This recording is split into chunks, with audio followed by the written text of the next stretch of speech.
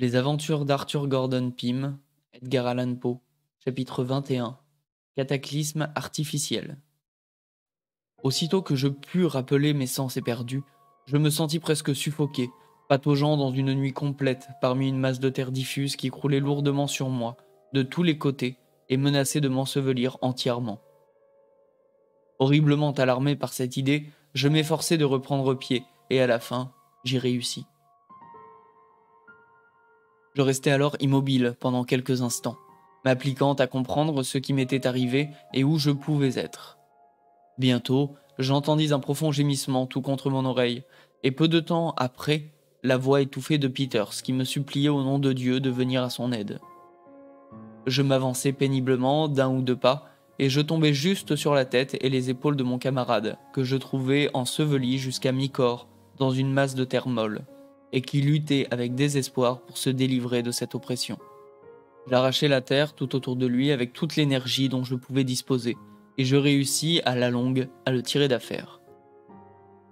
Aussitôt que nous fûmes suffisamment revenus de notre frayeur et de notre surprise, et que nous pûmes causer raisonnablement,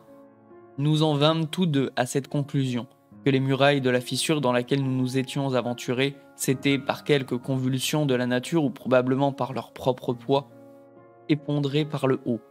et que, nous trouvant ainsi ensevelis tout vivants, nous étions perdus à jamais. Pendant longtemps, nous nous abandonnâmes lâchement à la douleur et au désespoir le plus affreux, tels que ceux qui ne se sont pas trouvés dans une situation semblable ne pourront jamais se les figurer. Je crois fermement qu'aucun des accidents dont peut être semée l'existence humaine n'est plus propre à créer le paroxysme de la douleur physique et morale qu'un cas semblable au nôtre, être enterré vivant. La noirceur des ténèbres qui enveloppent la victime, l'oppression terrible des poumons, les exhalaisons suffocantes de la terre humide se joignent à cette effrayante considération, que nous sommes exilés au-delà des confins les plus lointains de l'espérance, et que nous sommes bien dans la condition spéciale des morts, pour jeter dans le cœur humain un effroi, une horreur glaçante, qui sont intolérables, qu'il est impossible de concevoir. À la longue, Peters fut d'avis que nous devions, avant tout, vérifier jusqu'où s'étendait notre malheur et tâtonner à travers notre prison, car il n'était pas absolument impossible, ajouta-t-il, que nous pussions découvrir une ouverture pour nous échapper. Je m'accrochai vivement à cet espoir, et rappelant mon énergie, je m'efforçai de me frayer une voie à travers cet amas de terre éparse. J'avais à peine avancé d'un pas qu'un filet de lumière arriva jusqu'à moi. Imperceptible, il est vrai, mais suffisant pour me convaincre qu'en tout cas nous ne péririons pas immédiatement par manque d'air. Nous reprîmes alors un peu de courage, et nous tâchâmes de nous persuader mutuellement que tout irait pour le mieux. Ayant grimpé par-dessus un banc de décombres qui obstruait notre passage dans la direction de la lumière, nous eûmes moins de peine à avancer, et nous éprouvâmes aussi quelque soulagement à l'excessive oppression qui torturait nos poumons. Il nous fut bientôt possible de distinguer les objets autour de nous, et nous découvrîmes que nous étions presque à l'extrémité de la partie de la fissure qui s'étendait en ligne droite, c'est-à-dire à l'endroit où elle faisait un coude sur la gauche. Encore quelques efforts et nous atteignions le coude, où nous aperçûmes avec une joie inexprimable une longue cicatrice, ou lézarde, qui s'étendait à une vaste distance vers la région supérieure, faisant généralement un angle de 45 degrés environ, mais quelquefois beaucoup plus ardu. Notre œil ne pouvait pas parcourir toute l'étendue de cette ouverture, mais la lumière y descendant en quantité suffisante, nous avions presque la certitude, si toutefois nous pouvions grimper jusqu'au sommet, de trouver en haut un passage débouchant en plein air. Je me souvins alors que nous étions trois qui avions quitté la gorge principale pour entrer dans cette fissure, et que notre camarade Allen n'était pas encore retrouvé. Nous résolûmes donc de revenir sur nos pas et de le chercher. Après une longue perquisition, qui était d'ailleurs pleine de danger à cause de la masse de terre supérieure qui s'effondrait sur nous, Peters me cria enfin qu'il venait d'empoigner l'un des pieds de notre camarade, et que tout son corps était si profondément enseveli sous les décombres qu'il était impossible de l'en retirer. Je découvris bientôt que ce que disait Peters n'était que trop vrai, et que la vie devait être éteinte depuis longtemps. Le cœur plein de tristesse, nous abandonnâmes donc le corps à sa destinée, et nous nous acheminâmes de nouveau vers le coude du corridor. La largeur de la déchirure était à peine suffisante pour notre corps, et après une ou deux tentatives infructueuses pour remonter, nous recommençâmes à désespérer. J'ai déjà dit que la chaîne de hauteur à travers lesquelles se faufilait la gorge principale était formée d'une espèce de roche ressemblante à la stéatite, ou pierre de savon. Les parois de l'ouverture sur lesquelles nous nous efforcions alors de grimper étaient faites de la même substance, et si glissantes et si mouillées, que nos pieds pouvaient à peine mordre sur les parties les moins ardues.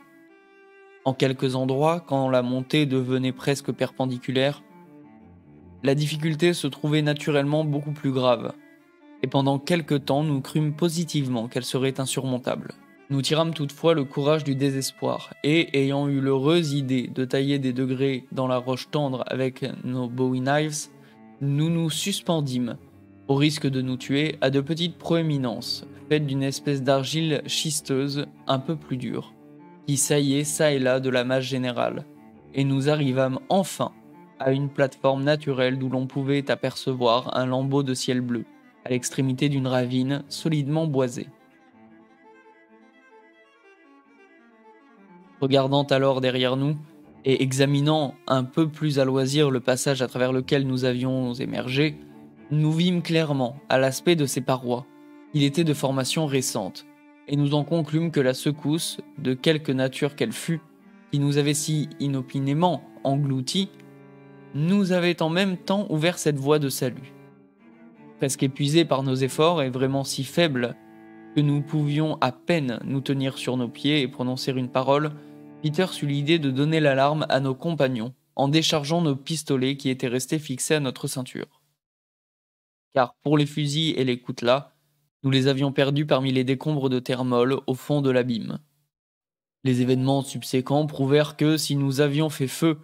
nous nous en serions amèrement repentis. Mais par grand bonheur, un demi-soupçon de l'infâme tour dont nous étions victimes s'était pendant ce temps-là éveillé dans mon esprit, et nous prîmes bien garde de faire connaître aux sauvages en quel lieu nous nous trouvions.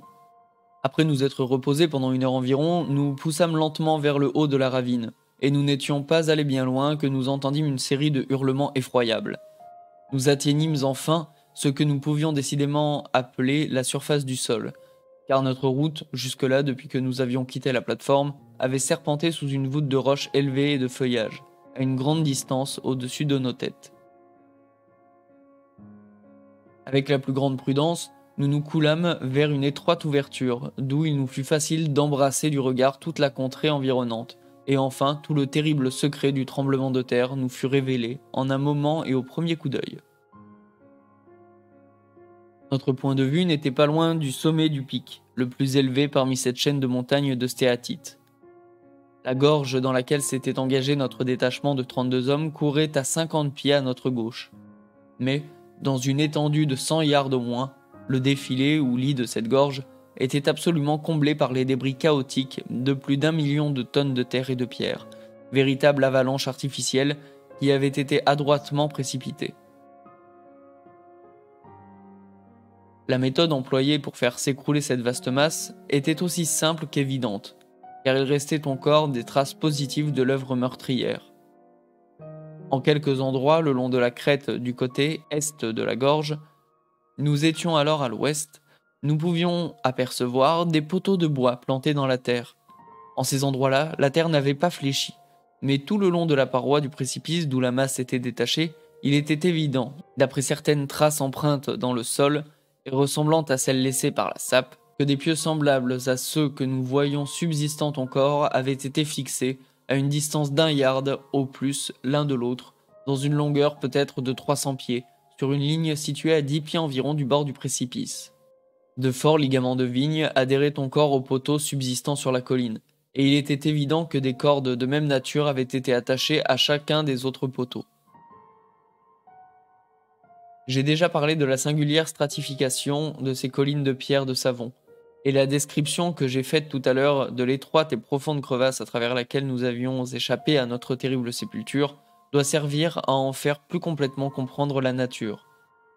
Elle était telle que la première convulsion naturelle devait, à coup sûr, tendre le sol en couches perpendiculaires ou lignes de partage parallèles les unes aux autres, et qu'un effort très modéré de l'art pouvait suffire pour obtenir le même résultat. C'était de cette stratification particulière que les sauvages s'étaient servis pour mener à bonne fin leur abominable traîtrise. Il est impossible de mettre en doute qu'une rupture partielle du sol n'ait été opérée grâce à cette ligne continue de poteaux, à une profondeur d'1 ou 2 pieds peut-être, et qu'un sauvage placé à l'extrémité de chacune des cordes et tirant à lui, ces cordes étant attachées à la pointe des poteaux et s'étendant depuis la crête de la colline, n'ait obtenu une énorme puissance de levier capable de précipiter, à un signal donné, toute la paroi de la colline dans le fond du gouffre. La destinée de nos pauvres camarades ne pouvait plus être l'objet d'un doute. Seuls, nous avions échappé à cet écrasant cataclysme artificiel. Nous étions les seuls hommes blancs restés vivants sur l'île.